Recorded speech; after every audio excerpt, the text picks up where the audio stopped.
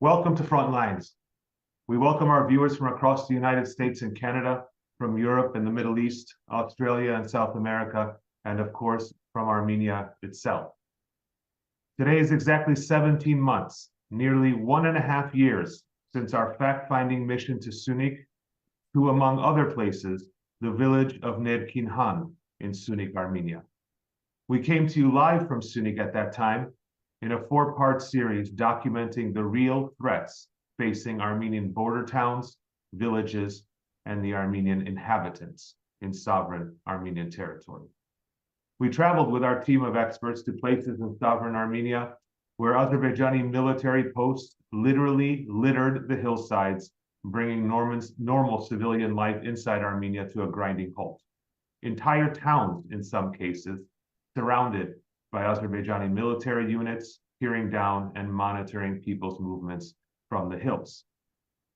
Nerkin Hand was one of those villages, completely surrounded on 3 sides with Azerbaijani military positions in the high ground just above the village. We saw schools in the direct line of fire of Azerbaijani soldiers. In fact, children's death within sight of Azerbaijani military posts. Roads under the direct line of fire of Azerbaijani militants. An airport that ties Syunik to the rest of Armenia tendered completely useless because Azerbaijani military posts are so close to the single runway, in some cases closer than the control tower even itself.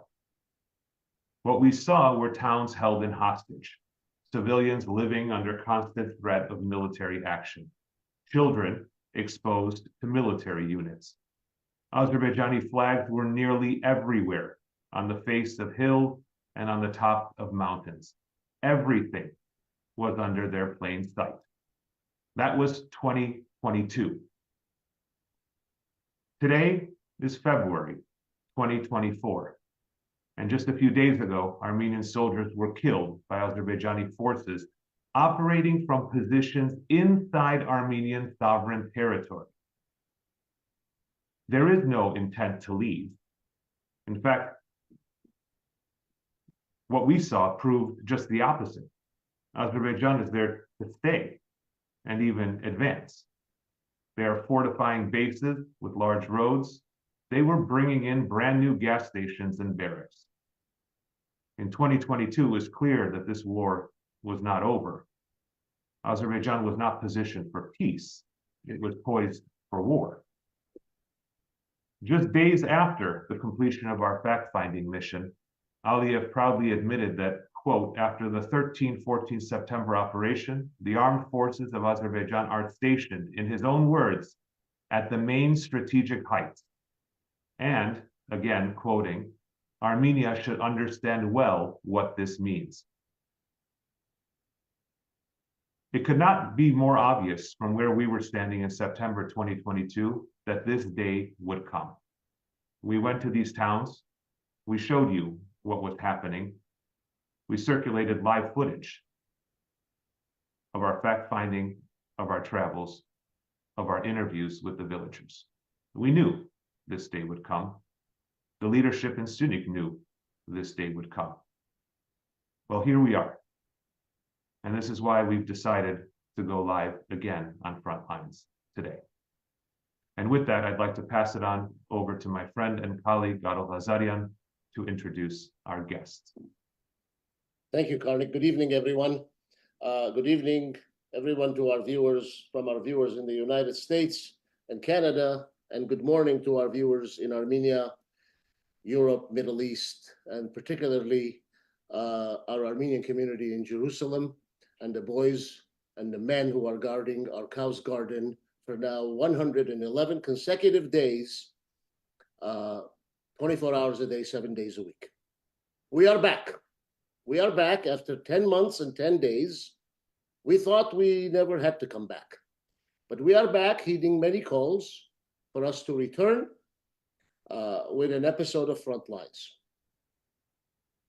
I'll speak on our absence later on in the program, but now I would like to introduce you to our guests, and I'm very pleased to introduce first and foremost, Professor Irene Victoria Massimino, an international criminal and human rights lawyer and an activist, who currently teaches in the Department of International Education of the National University of Trieste Fabrero, if I'm saying it correctly, and the National University of Jose C. Paz in Argentina. Professor Massimino has served as a rapporteur of the Criminal Cessation Court of the province of Buenos Aires and works actively in the fields of internal and international conflicts, serious violations of human rights, and international criminal law in Colombia, Argentina, Chile, Guatemala, Bangladesh, and Iraq. She focuses mainly on external intervention and the crime of genocide. In 2017, Professor Massimino received an inaugural Distinguished LLM Alumni Award from IU McKinney during the 15th anniversary of its LLM program. And she participates and continues to participate in the creation of justice projects for international crimes and genocide prevention. She has served in multiple international investigative delegations and trial observation missions. Welcome, Professor Massimino. I'm pleased to have you with us. And our second guest, who is second to none in my universe, is our returning frequent guest, colleague, brother, and comrade Arman Tatoyan. Who is Arman Tatoyan? If you haven't been in the Armenian or the international universe, let me tell you who Arman Tatoyan really is. He's the former ad hoc judge at European Court of Human Rights, former human rights defender, ombudsman of Republic of Armenia, former deputy at government, agent of Armenia before the European Court of Human Rights, deputy minister at Ministry of Justice of Armenia, former international advisor on torture prevention at Council of Europe, former member in respect of Armenia at European Committee for the Prevention of Torture, and currently the director of Tatoyan Foundation, who is joining us live from Syunik. He will tell you exactly where he is, exactly where Karnig and I and some of our friends, Oshim Pirumian, Ruben Musherian, and Patrick Poulatian, along with the mayor of Kapan, Gevorg Barsyan, went late October, early November of 2022. He is in the heart and soul of the Armenian nation and of Armenian history. Quite frankly, I want to welcome you, Arman. You are on the front lines, literally, and I wish we could be there with you on this trip as well. But we're not, but I'm glad that you are there and you're able to join us. Karnig? Thank you, Garo. Arman, I think it would probably be best to start by letting us know where specifically you are, what you've observed so far, and what the villagers are telling you regarding the events that transpired over the last several days. Karnig Jan, thank you very much. And Garo Jan, Karnig Jan, I'm very happy to see you again and welcome back to this to front lines. And I want to also greet your guest. And I have to say that this has been already several days ago. Azeri soldiers killed Armenian soldiers from the territories that are that they invaded. This is from inside Armenia, and I have to say that I'm now in village Nerkin Hand, and this village is surrounded by Azerbaijani soldiers from three sides, I have to say. And this fact-finding mission is very important to show to the world that Azerbaijani armed forces occupied Armenia, this village, because they are inside this village. They destroyed normal life of people. They turned it into a hell, I have to say. People have no water, have no drinking water. People for already several years, people have no pastures, have no lands. They're deprived of any possibility to earn their income. People have no possibility to visit even the cemetery of the village, to visit the church of the village. All the sources of water are under the control of Azerbaijan, and they did it intentionally, not to allow people to have normal life here, to force people to leave these territories.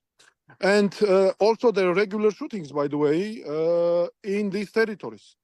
And of course, this mission is also very important to change the public discourse, because there is a wrong, very impermissible discourse. Everyone is discussing only some incident several days ago, as if there was an incident somewhere in the mountains.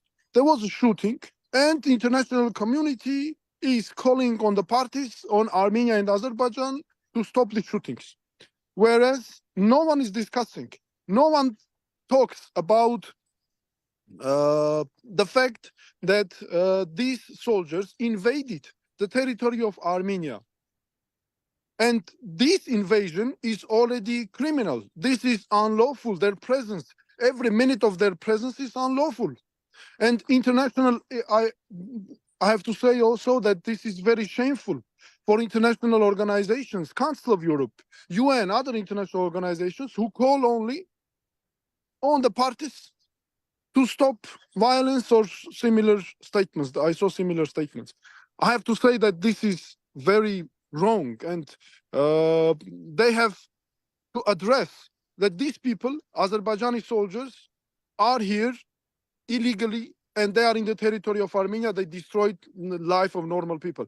I have just want to show this. I'm standing right now in the center of Nerkin Hand, and in my behind me you can see, I mean, unfortunately, due to weather conditions, it is not clear, but right behind me there are military posts.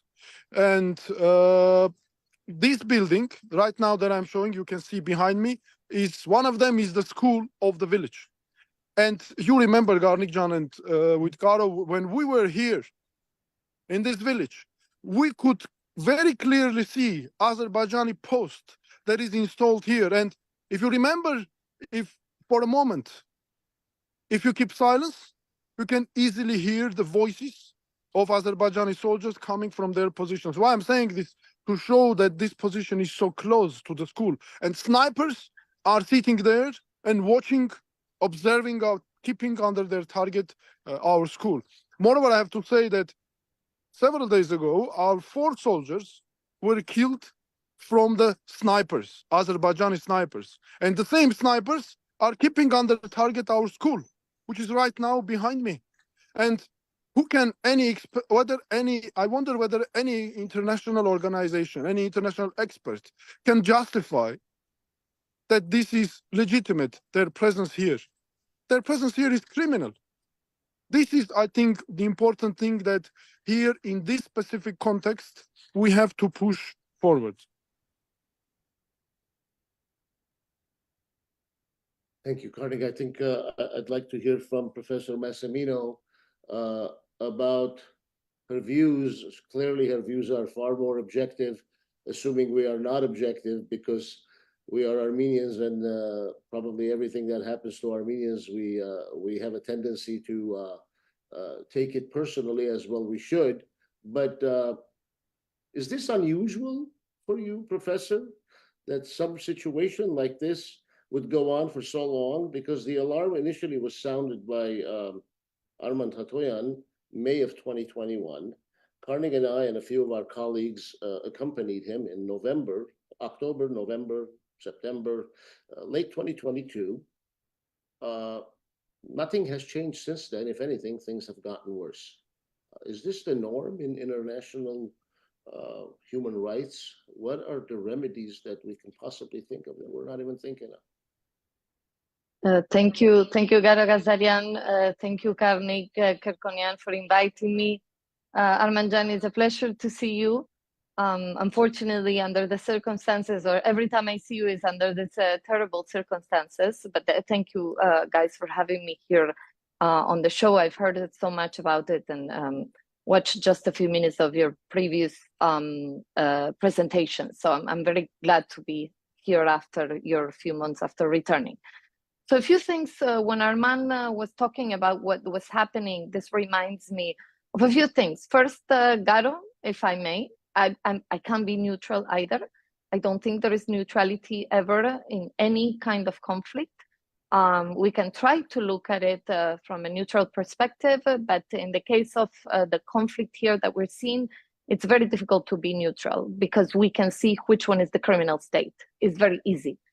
What I see is a pattern that has been reiterated since the beginning of the war in 2020 is first, I will talk a little bit about the politics first, and then we talk about the law. The law is kind of obvious. I mean, Azerbaijan is attacking Armenian, it's sovereign territory, there is a right to self-defense, it's a violation of international law, period. There isn't much analysis of that. So anybody who tries to change the discourse does it wrong. It's just for trying to find the way out of the situation. It's very clear. There's a violation of international law and state sovereignty, period. But there's some politics reiterating in the situation here. One is the both-sidism, right? That Arman was mentioning, the international community was talking about the ceasefire of both parties. I remember right after the tripartite agreement of the 2020 war was signed, one of the representatives of the UN, who I cannot remember at the moment the name, the high in hierarchy, mentioned that the both states had to release prisoners, right? Mm-hmm. Armenia had 0 prisoners. A lot of the lawyers in the diaspora, I'm not diaspora, but that's sort of Armenian by choice by now, or by force, whatever, worked on making a statement, sending to this particular representative in the UN, saying this is both sidism of the story. Armenia has returned the only 11 prisoners it had, prisoners of war it had. And at the moment, Azerbaijan continues to have prisoners of war, right? And political prisoners. At the moment, today, more than 3 years after the 2020 war.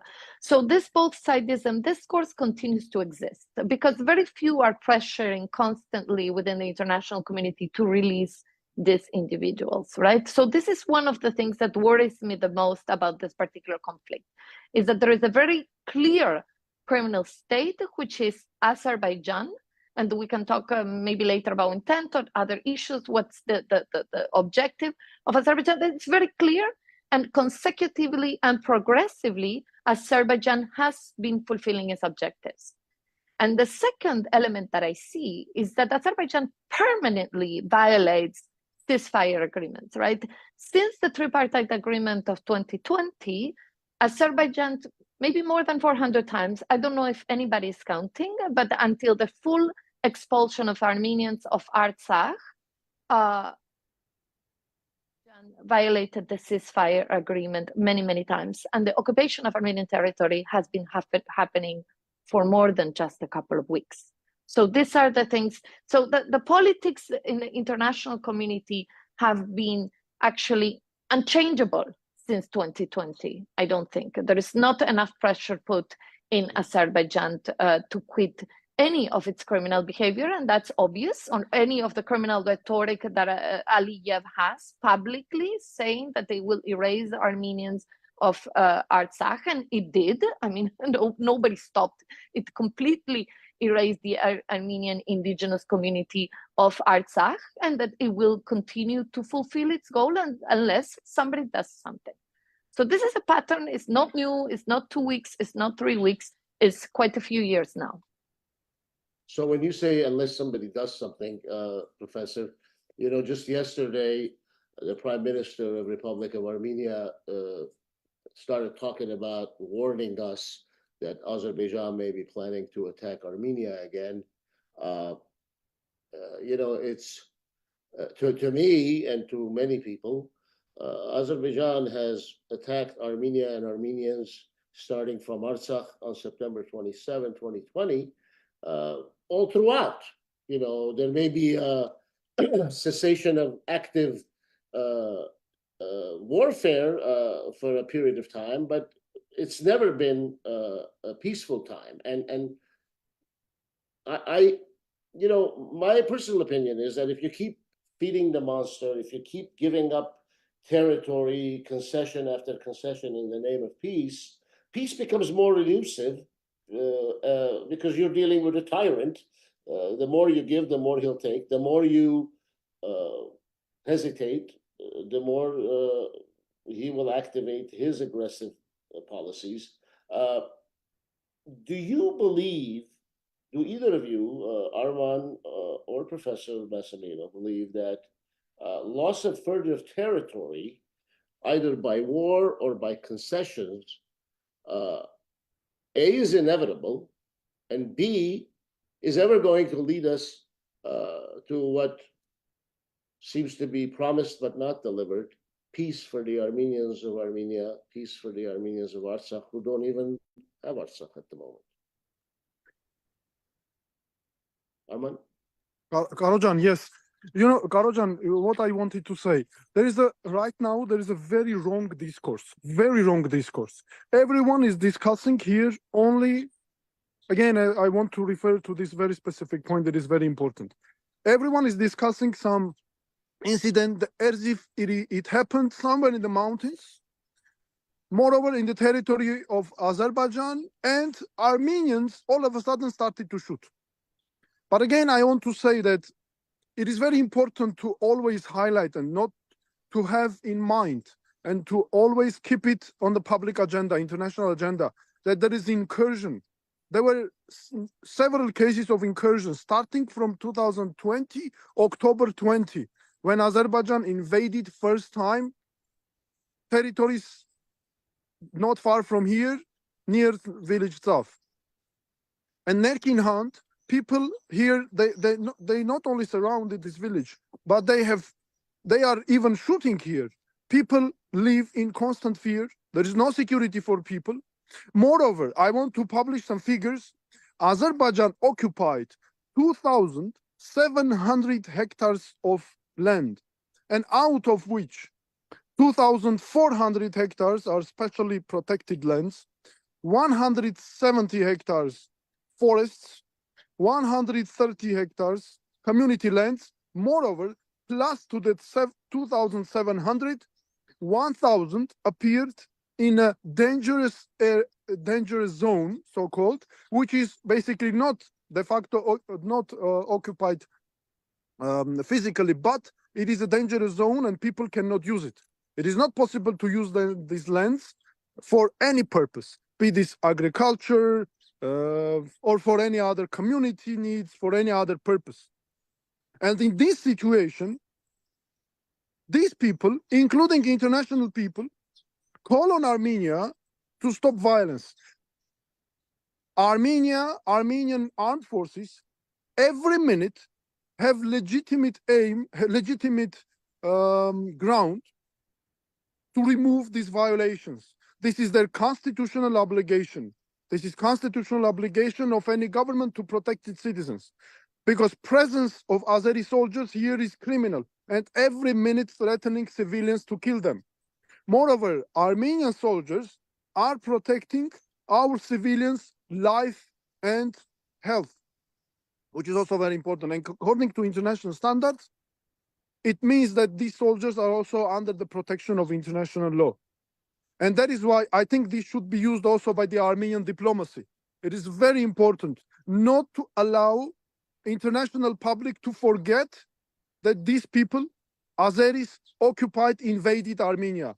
It seems when I read international news, statements coming from international organizations, I have an impression that everyone forgot that their incursions, and which is a gift to the authorities of Azerbaijan, because this was the goal that we're trying to reach. The same situation we have, unfortunately, in many communities of Armenia. But Nerkin Hand is especially important because even Nerkin Hand is not that often discussed in the Armenian public agenda, which is, again, a problem. And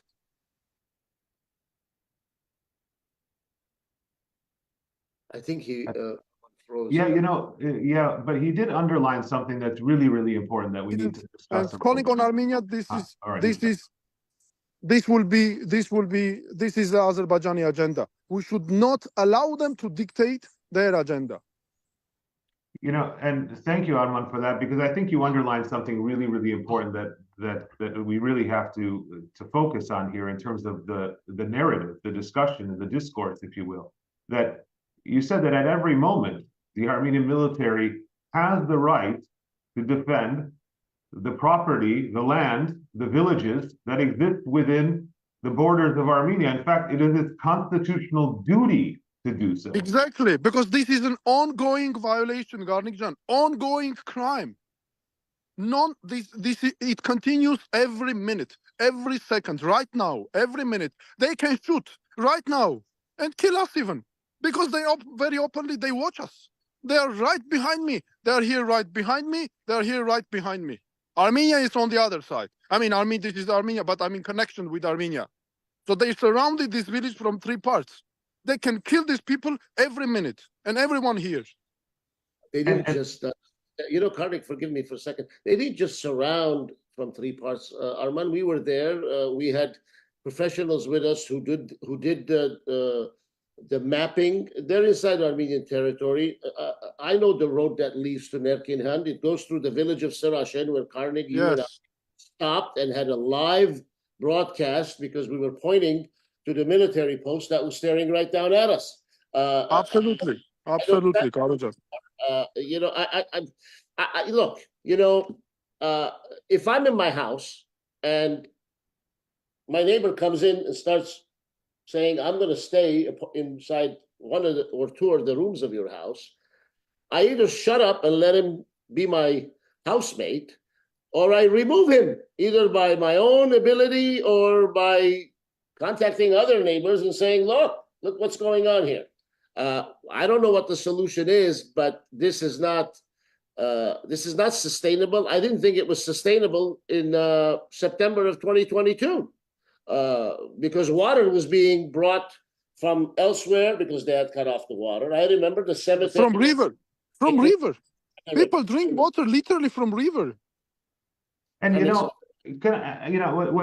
what's really interesting here is that as Professor Massimino mentioned earlier, the idea of this both-sidism, and now Arman mentioning the fact that the discourse seems to be some mountain area, some borderline somewhere, that there were clashes, and these incidents are not tied to each other, and they're certainly not part of this ongoing illegal presence of the Azerbaijani military literally choking villages and projecting military power over into Armenian territory, schools, homes, businesses, and bringing life to a halt. And I'm going to ask Professor Massimino this, and then I want to follow up with Arman. Perhaps I should ask Arman first a simple question, and then I want Professor Massimino to comment on that.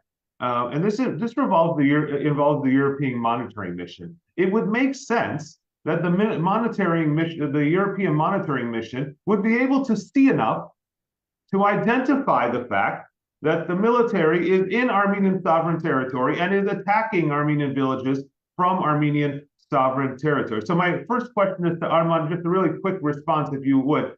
Is the European monitoring mission there on the ground where you are? Well, I have to say that I don't see here anyone right now, and we will find this out, of course. But they have their number. Well, they are in Armenia. They're in my country to contribute to the security of this country, right? So they have very specific purpose, and they have to record all of this, fix all of these violations, and to report to their headquarters, so that they can make some statements. Other governments as well. But we can see that these governments. I mean, I have not heard from any of these governments any statements calling on Azerbaijan to stop invasions of Armenia. This is what we have. The fact. This is the problem. Yeah. And Professor Massimino, what are your thoughts? I know that you've had some interaction and some contact with the European monitoring mission in the post-war period. Well, I shouldn't even say post-war period, in the ongoing war period. What is your take? Okay, so many things to comment on this because it's unbelievable. So one thing, I was actually with Arman Tatoyan when I went to the I think it was May, Arman, when we went to the Lachin corridor with my former colleague Lisa von Jodenforgi, and then with my colleague Luciana Minassian. We went there to do the similar to what Arman is doing now, is the fact-finding mission to see the situation on the Lachin corridor. And on the way there, I think it was after Jarmuk, we found this European monitoring mission. And it was very interesting. Only one person was there in a very, very unstable moment. I like the fact that you mentioned, Karnig, the the fact that this is an ongoing conflict, and this was like my statement from the very beginning, from 2020, this has not stopped.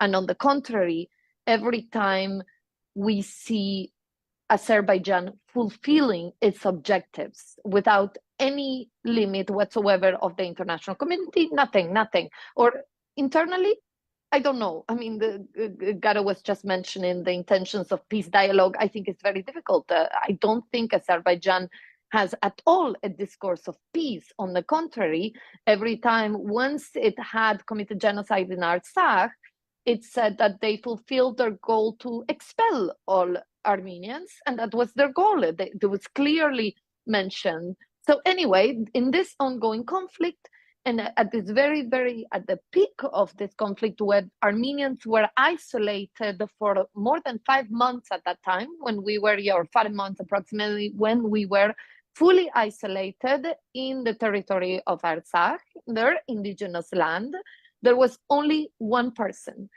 We were received, we were allowed to exchange a few words, but nothing else, and no information was released. And I understand the secrecy of the mission, whatever, although I would think that a mission like that could be able to make something public, or at least for some people that had a legitimate interest and that had the credentials for that information to be released, but whatever, let's say it's secret. Afterwards, there was nothing that came out of that European mission, no report, no information, nothing regarding the absolute blockade of the Lachin corridor and of the 120,000 Armenians of Artsakh. And most interestingly, Arman is saying that they're not coming out with any report now or any press release regarding this 2-week conflict. Well, let me tell you, Arman, that the members of the French Foreign Committee yesterday came out condemning the ethnic cleansing, between quotations, these euphemisms that, for those of you who know, I don't agree with the word ethnic cleansing because it's not a concept under international law. But anyway, just yesterday came up with this condemning the ethnic cleansing of Armenians of Artsakh. How many months have gone since October?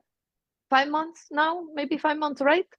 And just yesterday, the French Foreign Committee, okay, it's part of the European Union, definitely. It's not the European bodies, but still, this is what I see happening. I don't know what these monitoring missions are. I think it's more bureaucracy, as always. And I've said this publicly. I even said at the European Parliament, these are just bureaucratic posts filling the pockets of some people. That's it.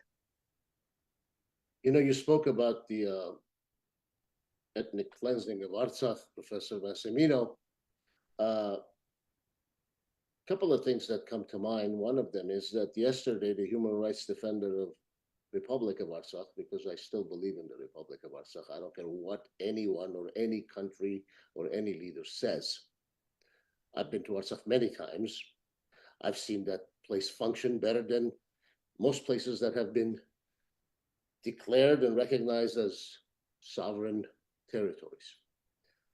He said that, and I'm referring to Kerem Stepanyan, of course, he said that Russia's offers to help the Nagorno-Karabakh Armenians who are displaced return to their homes it is not sufficient, and that international guarantees are necessary. But you know, and I had occasion to meet with Kerem and Artak Beklarian, his predecessor, not too long ago when they were in Southern California. And I'm sorry, you know, for any human being, regardless whether or not you're Armenian or non-Armenian, to suggest that I'm going to go back and live under the flag that represents a tyrant who was beheading elderly people, who was maiming and disfiguring women, who was awarding medals to people who chop heads off of Armenian soldiers in NATO peace exercises while they're asleep. I'm sorry, I'm not going to do that. Look, dying is easy. Living is hard. Dying is very easy, but living is hard. And living honorably is even harder. So I don't know what the solution of 120,000 Armenians who are now displaced, who one day they are told they are Armenian citizens, one day they are told they're Armenian refugees. I've not lived during the Armenian genocide. I don't know what my grandfathers did and how they survived that kind of humiliation, that kind of disrespect. But I personally think I have no choice but to live, as hard as it is to live, and to figure out in some small way to take part in the support, strengthening, and survival of my people, because they're my people. And speaking of my people, who today talks about the Armenian POWs? Who today talks about the Armenian prisoners of war, the kidnapped, the abducted Armenians who are languishing in Baku prisons? Not to mention the former heads of state of Republic of Artsakh. Nobody talks about it. Nobody talks about it. And I don't know, I mean, I don't know. I don't know if I want to blame my government of Armenia, my homeland, my ancestral homeland. I don't know if I want to blame the opposition of the government. I don't know who to blame, but I'll start by blaming myself, because I obviously believed in my people, and my people let my people down. And I am part of my people, and I feel like I let my people down. I don't know. I think I would take it one step further on this one, Garo, because this is a very specific incident, part of a larger story here, but a specific incident that we have direct knowledge of. If you and I and Arman and our friends that accompany us on our fact-finding mission recognize that where Arman is standing today, that Nerkin Hand, just like Syunik, just like a number of other villages, is a top priority issue. Back then, we're talking 17 months ago. And at some point, you got to blame the bus driver. My question, it's not that the road is crooked or it's really hard to drive on this road. You got to blame the bus driver. Is the bus driver, would you be willing to get in this bus and trust this bus driver? My question to Arman is, have you seen any mobilization of our troops, any effort to try to work with the villagers that are under this type of inhumane stress, focused targeting? Literally, it's the targeting and hunting of human beings we're dealing with from Armenian sovereign territory by a foreign power. What has been, it's a fair question, and I know that Armenian political life is very charged, but it is a fair question. What has been the government's response, other than what we see in the diplomatic, discourse of discombobulated comments that refer to things that don't exist, or whatever is happening? That's not my concern. My concern right now are the human beings there in the village. What has been the government response? What are the villagers saying about the government's response on a couple of points? One, to address obviously, again, it was obvious in 2022, but it is ridiculously obvious at this point that there is a serious security threat. What are they doing to address the security threat that you can see on the ground? And number two, what are they doing to reassure, or are they reassuring the inhabitants, again, the people, actual human beings that live, work, and try to thrive in these villages, that they will not be shot at in the next few days, that they will not be targeted? What is the government doing? It is a fair question. Armenia is a democracy, as far as we understand. We have seen that process develop, and there are questions with respect to that. But more importantly than not, we're allowed to ask that question. I want to ask that question. What do you see on the ground that the government is doing to reassure actual human beings that they're not going to be cannon fodder for these people that are standing on mountains inside of Armenia, targeting them and their families? Karnig, this is a very important question, but I want to come to that question from this point. These days, none of us have heard our government speaking about the security of villagers here. Our government does not speak about the invasions. It is just forgotten. That is why I think now the government is carrying out is pushing a very wrong narrative or a very, very wrong discourse.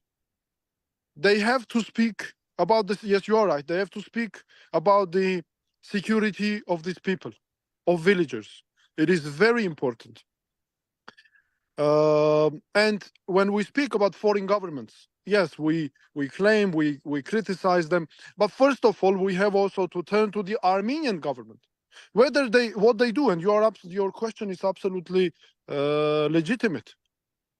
The problem is that the government should have collected all of this information, starting from the security of people, ending up with the fact that life of these people is completely destroyed, and that this should be on the agenda of the international community based on the government's agenda, which is very important.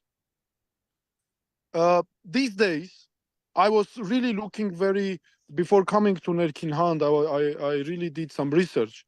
I have never found any governmental body, starting from the head of the government, anyone who could speak about the security of people, about the rights of people, about the possibilities of people here to live in normal conditions. And that is why I'm saying that I have the impression that these invasions are just forgotten. And there is even impression that the government just does it in a way so that everyone forgets about it. So that to get rid of this headache, so to say, about the claims to remove Azeri soldiers from our territories, so that our people can live in normal conditions. This is what I would say. No, I mean, the answer is no to your question, that unfortunately this is not on the government agenda, which is very bad. Arman, did you travel through the alternative roads that we traveled on, or the main roads have opened? This is another very important question. Thank you for Garojan for asking it. Because of invasions, Armenian citizens are deprived of their freedom of movement. There is no possibility to move. There are no roads, and people have to use alternative roads, which create huge problems for them, for emergency purposes. Imagine someone needs right now an emergency here. This will be a problem, and much more problematic, of course, than it used to be even last year, because it's getting more and more problematic. And we could see ourselves. Do you remember when we were traveling to Nerkin Hand? Yes. Not far from Chakaten village, there was a military post, right on the hill, controlling the road. And moreover, last year, in 2022 September, when we had the Azerbaijani aggression against Vayozor and in these parts as well, our soldier was killed from that military position, and they're directly watching and controlling the road. So I want also to say that any presence of Azeri armed forces near the communities of Armenia in the vicinity or on the roads is illegal and criminal. This is what we have to talk about. This is very important. And this should be number one task of our government, because having all of these problems, security issues, rights of these people, will only strengthen their positions. Whereas they based all of their claims, I don't know, which are, non-effective, absolutely, only on political, mechanical approaches, which is a gift for Azerbaijani authorities. Now, and can I follow up on that? Professor Massimino, based on what Arman just said, and my earlier thoughts on this, and Garo echoed this, doesn't the government have an obligation here to own the narrative, to set the discourse, and establish kind of the international agenda? as Arman said, if this is not being discussed, if this is, you know, I hear a lot about, oh, the balance of power, military strength, this and that.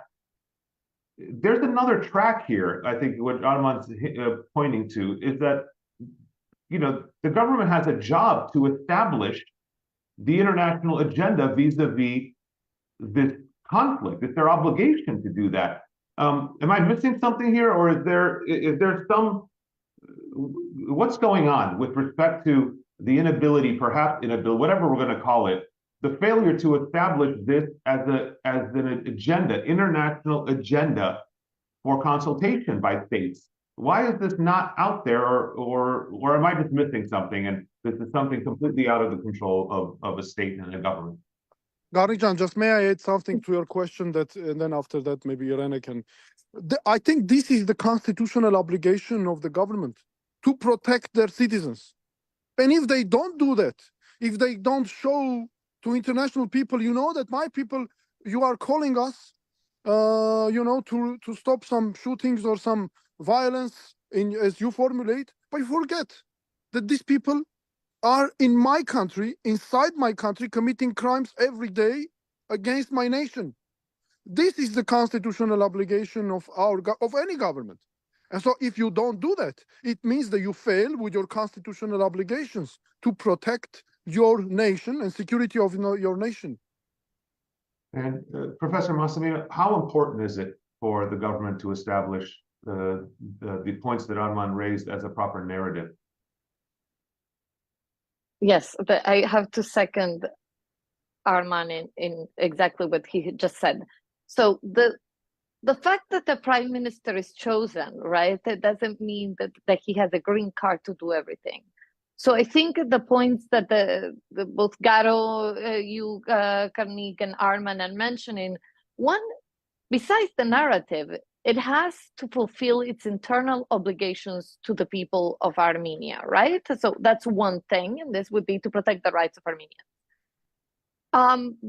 All of this, to the inability to protect the people, let's say inability, I'm not getting into the intention, right? Let's say the inability to protect the rights and the inability to set a proper diplomacy in order to establish the narrative of what is actually happening, not a fake narrative, but the narrative of reality, really shakens the legitimacy of the government, right? I wonder, I was reading something regarding borders that the Prime Minister of Armenia was mentioning, Pashinyan. I did not understand, I didn't read the entire discourse. And I'm wondering, this redrawing borders, I don't know to what he refers, it's such a relevant issue to the core of the rights of Armenians regarding security, human rights, existence, the right to existence, actually, because the existence of Armenians is threatened permanently by Azerbaijan. This border redrawing should be subject maybe to a referendum. I don't know internally, I don't know that much of the internal laws of Armenian in order to establish whether it is or is not.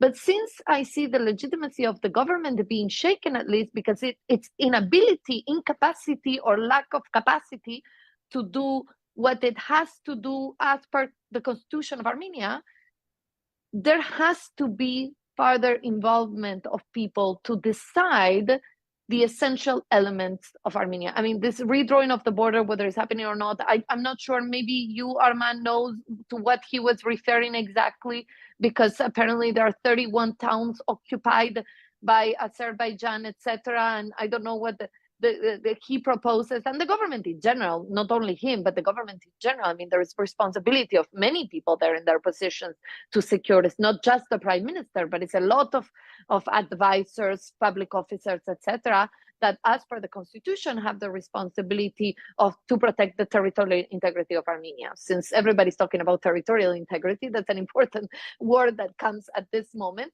as a core for Armenia, actually. So I'm wondering this now, and I was thinking as Arman was saying, that nobody's asking what's happening, nobody's asking what these people need. They're completely isolated. It looks like an apartheid town at the moment, etc. So I wonder if a political referendum on essential issues like this, a public referendum, I mean, on essential issues like this can be posed. I think this is very interesting. Whatever happens internally, if Armenia is failing internally, of course it's going to fail internationally, because the policies, like the diplomacy, the policy of diplomacy of a country is established first, but whether it's successful internally. If it's not even successful internally, what is he going to do abroad? Karnig, Garo, may I respond to this question? Okay, there is Irene just touched upon a very important issue related to border determination process, right? Delimitation, demarcation, which is an upcoming process. Look, internationally, there are internationally adopted principles, especially very famous OSCE principles on delimitation and demarcation.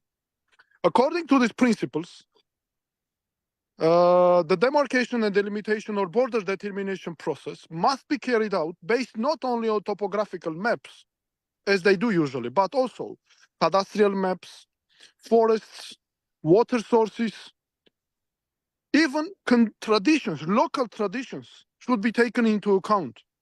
And there is a very important criterion of legitimacy of this process. This is normal life of people, whether normal life of people is ensured or not as a result of this process. What we can see now here, normal life of people is absolutely destroyed. So now, what Armenian government does, what is the result of it, the outcome?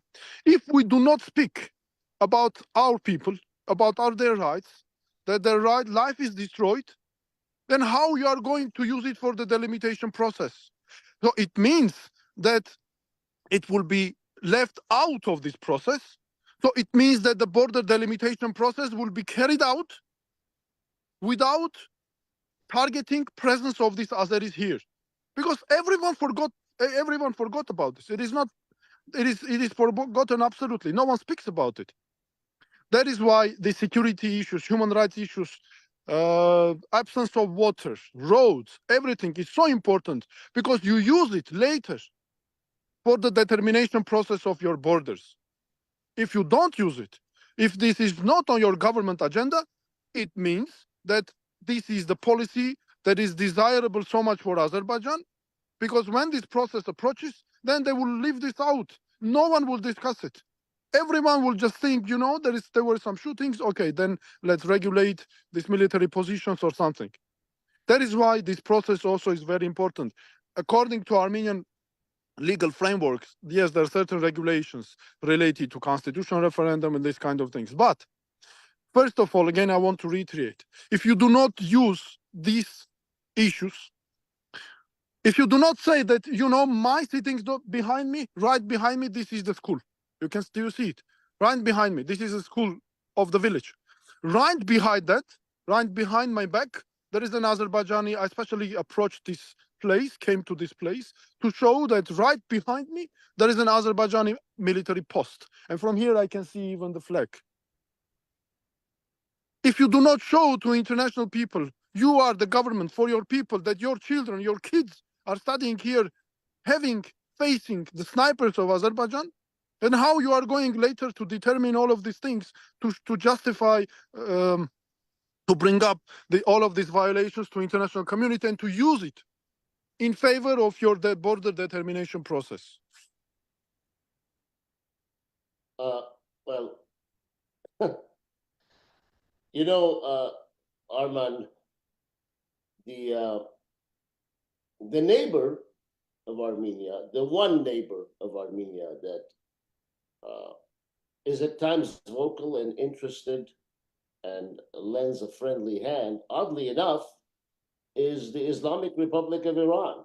Because it's interesting to me that IRNA, the Iranian news agency, just yesterday reported that Armenia and Iran have signed agreements of cooperation in 19 different sectors. And against that backdrop, President Raisi, I think is his name, of Iran, said that his country is ready to ensure strategic security of the Caucasus region.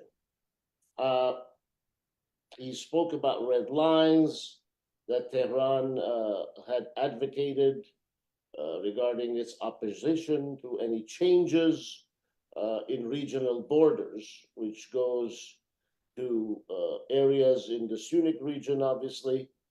And finally, you know, the rhetoric or the chatter from Iran for quite some time has been at once encouraging peace talks between Armenia and Azerbaijan, but at the same time reiterating a strong opposition to the schemes advanced by Azerbaijan, by Baku, and backed by Turkey as to that creation of that land corridor that goes through Armenia and reaches Nakhichevan, yet another lost Armenian territory.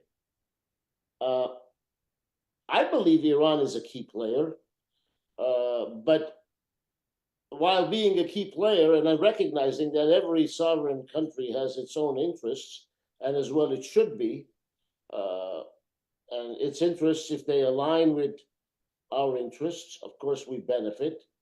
And when they don't align with our interests, we don't benefit. You know, they congratulate Azerbaijan for liberating Artsakh, but then they talk about they will not tolerate any change in borders.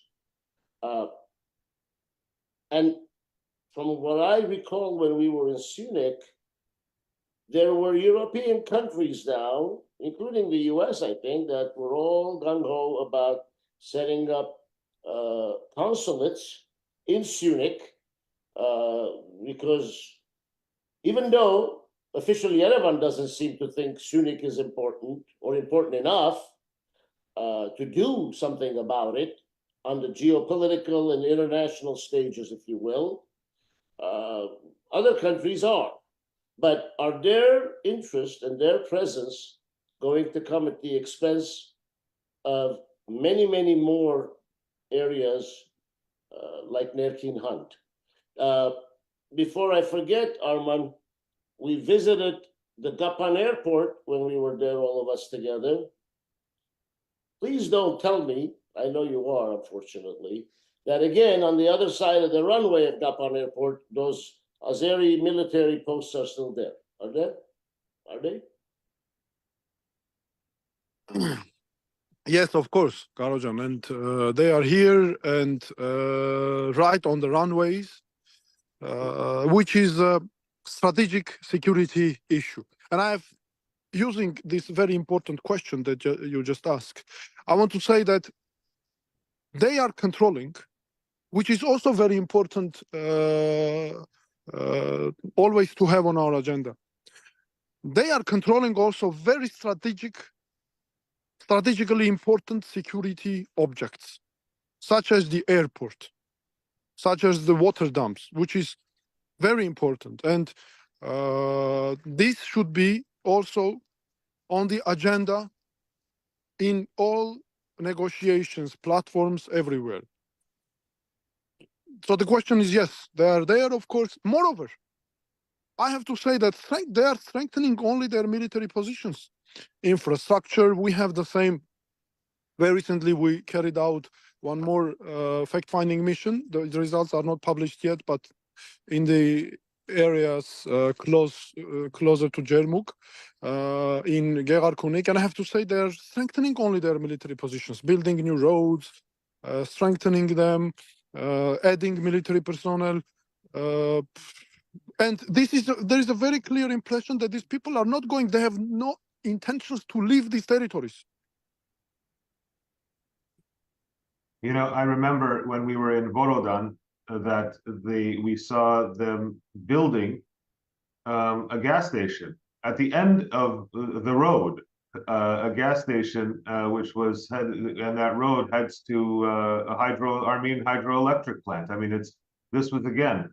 Absolutely.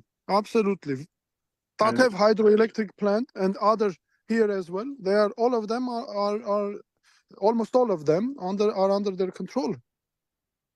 Target, let's say, not control, target. Yeah, Professor Massimino? Yeah, I just wanted to add something at to this back and forth comments on Armenia's responsibility, international narrative. So there's one thing I was thinking, two things actually on both Armenia's responsibility towards its people, the constitutional, the fulfillment of its constitutional obligations towards individuals. That's one thing. If Armenia doesn't have a clear agenda of what it wants, as Garo was mentioning, establishing, like countries were thinking about establishing consulates in Syunik, but Armenia didn't seem to be interested. So that, okay, there is an inability evidently of Armenia to establish an agenda. But on the other hand, there is also an international responsibility, and I want to focus that Azerbaijan is a dictatorship. It's interesting because just a couple of weeks ago, when was it? They had elections and Aliyev got reelected miraculously, right? Got reelected again as president. So the international community, by this I'm talking mainly the US and the Europeans who talk about democracy and exporting democracy, etc. When there are international crimes happening like here, has an obligation to act in some way, right? And on the contrary, ties with Azerbaijan seem to be very close, right? So the two types of responsibility. One here is Armenia, of course, and that's undeniable. But on the other hand, is the responsibility of international community to stop international crimes and to stop supporting a dictatorial government that is clearly and out loud a dictatorship. Just wanted to say that. Sort of conclusion on this issue of responsibility. Thank you. I know we're coming up on our hour, and I know that Arman has to continue on with the fact-finding mission this morning in Yerevan. With that, I'd like to give Professor Massimino and Arman perhaps last couple of words before we wrap up our Zoom.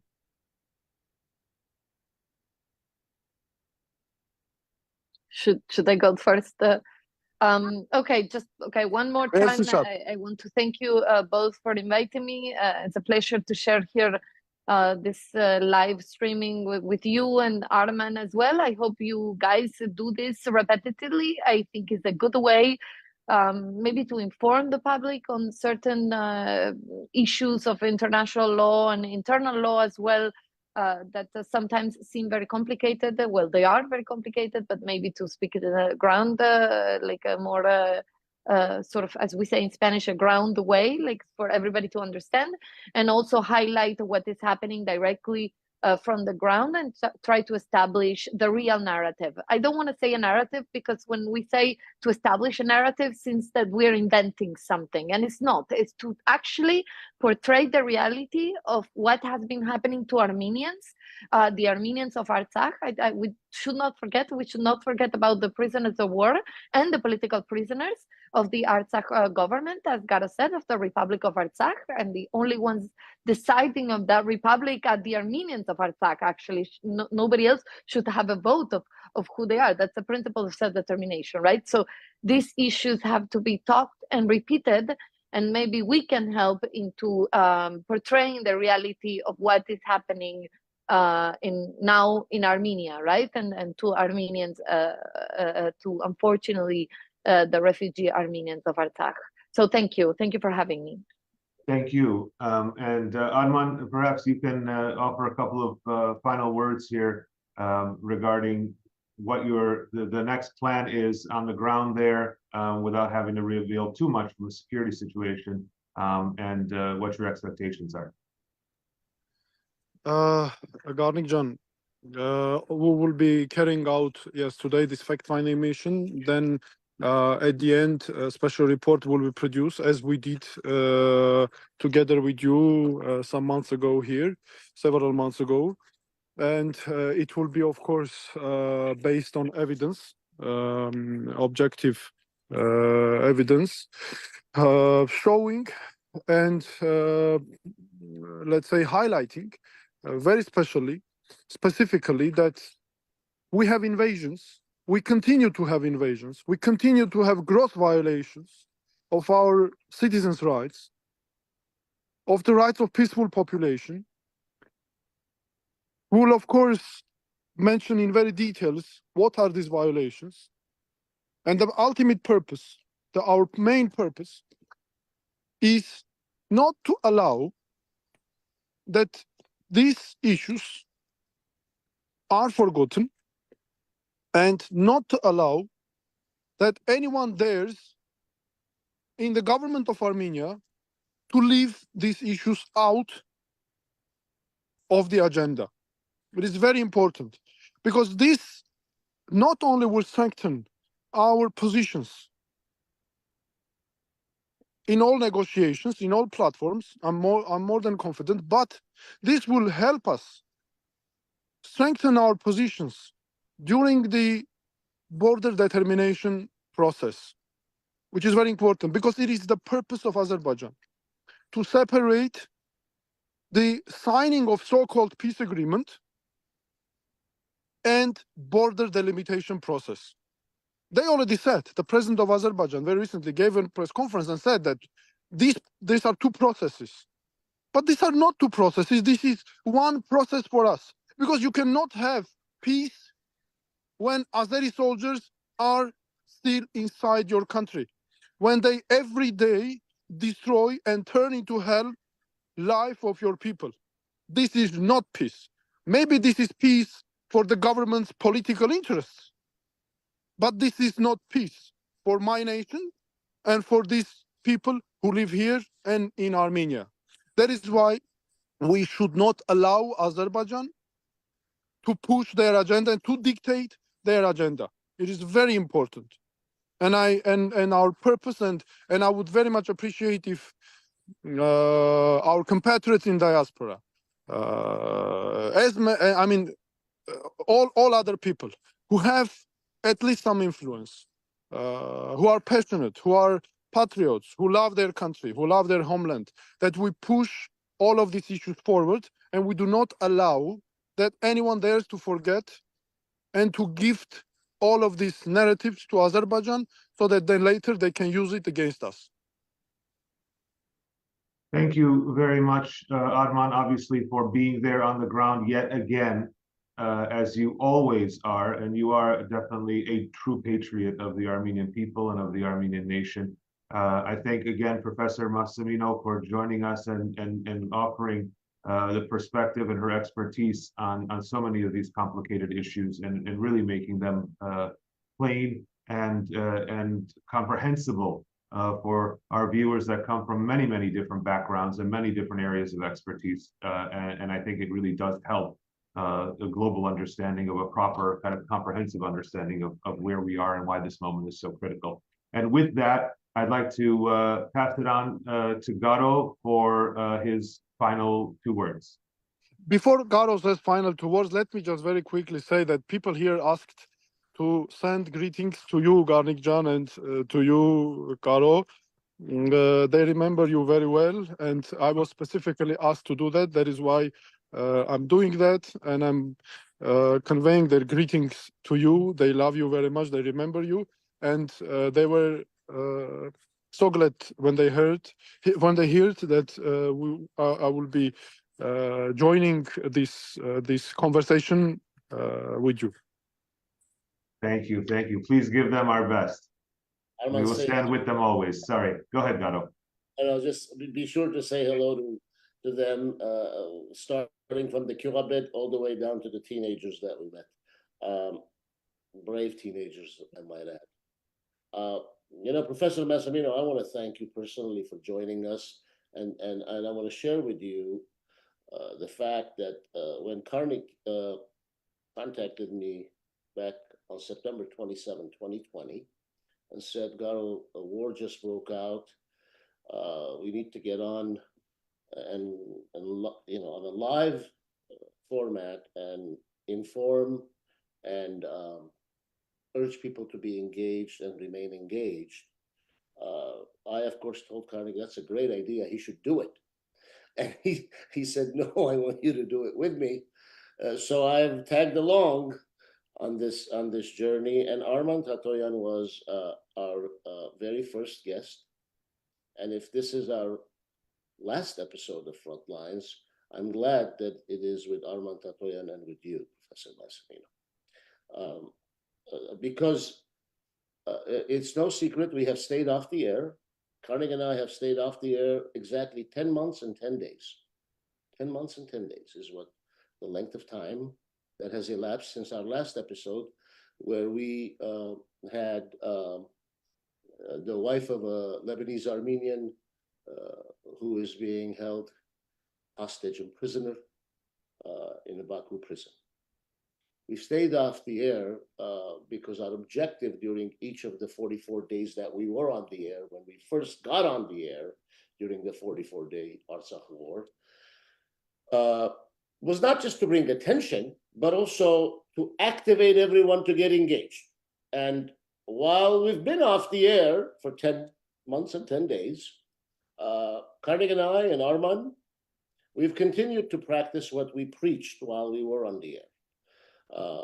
What I believe was over 100 episodes when we took a break. We returned this evening with this so-called special episode with really special guests for one reason, to once again, beating a dead horse, urging our audience to urge everybody else to get engaged. Because our audience is a very engaged audience, you know. They write to us, their comments are intelligent and encouraging and eye-opening.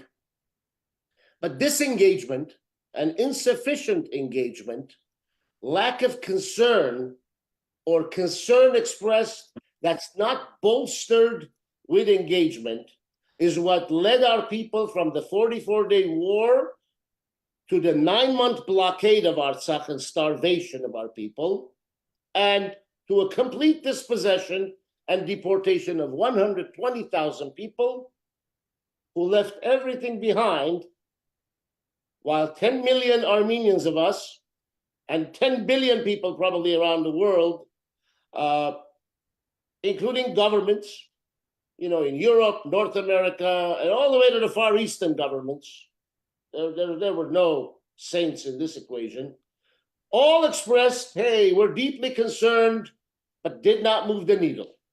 Did not want to move the needle beyond expressions of deep concern. So for us Armenians, you know, washing our hand of the conflict, which seems to be the easy way out, whether you live in the diaspora or whether you live in Armenia, but not in the Syunik region, not close to the village of Nerkin Hand or the village of Vorodan or the village of Churnukh, or anywhere where you could see the Azeri soldier and his flag, washing your hand, you know, of the conflict and taking this path of, hey, you know, they're the powerful, we're the powerless. Washing your hand means siding with the powerful. Washing your hand means siding with the powerful. That is why I'm unable to wash my hand. Because if the powerful is the oppressor, I cannot wash my hands.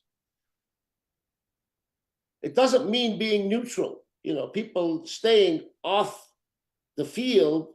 This is not a spectator sport. This is real life. And we live in a culture that despises and dismisses sacrifice.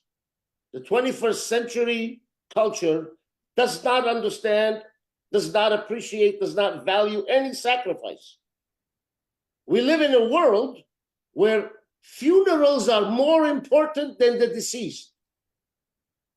It's all about the show. And looks are way more important than the soul. That's the world we live in. So while we're all too preoccupied with petty matters or perceived reputations, I hope that we find the inner strength in all of us to shed our preoccupation with what people say about us. I frankly don't give a darn what people say about me. I used to. I no longer do. Here's the thought. What people say about me is none of my business. I am who I am. You are who you are. And each individual is who she, he, her, him, it, however way they want to identify themselves, they are who they are. We should expect, we Armenians, should expect nothing from anyone and nothing from any country. And we should all accept everything that's today's reality. Yeah, sure, we should accept it. But we should also get engaged. We should give a damn, because no one gives a damn about us, about any of you, about any of our loved ones, and certainly not about our people. History has proven that. History has proven that from the Armenian genocide, with the famous line 20 years later, who after all remembers the Armenians? Unless it's convenient for them. I think, let me just not ramble on, every Armenian must accept that yes, increasing Armenia's economic power is important. But what's more important is increasing Armenia's security, political resources, and capabilities to achieve the elusive peace that we all talk about. And none of that can be endured in a written contract or a peace treaty. Peace treaties are papers that we can just rip up. They're meaningless. That can only be ensured by military, economic, and a political balance, which neither Europe, nor the West, nor Russia seem to want for us. So we have to want it more for ourselves instead of, being pro-West, pro-East, Russia's bad, US is the greatest, US is bad. Here's the thought. They're all bad. They're all bad. They all have their own interests. Let's see what our interests are, who can serve our interests, and let's see if we can go forward, take a step in a forward direction. For me personally, it's a choice between giving a damn or being damned. I can either give a damn or I'm going to be damned. I believe in that. I choose to give a damn. And I choose to do what I can do so that I am not damned for eternity. I had a conversation with a dear friend of mine, and I said, listen, I don't care how torturous it is. My father was the son of a genocide survivor. My grandfather was a genocide survivor. It could not have been any better or easier for them. The question we all need to ask ourselves today and every day forward, what is my choice?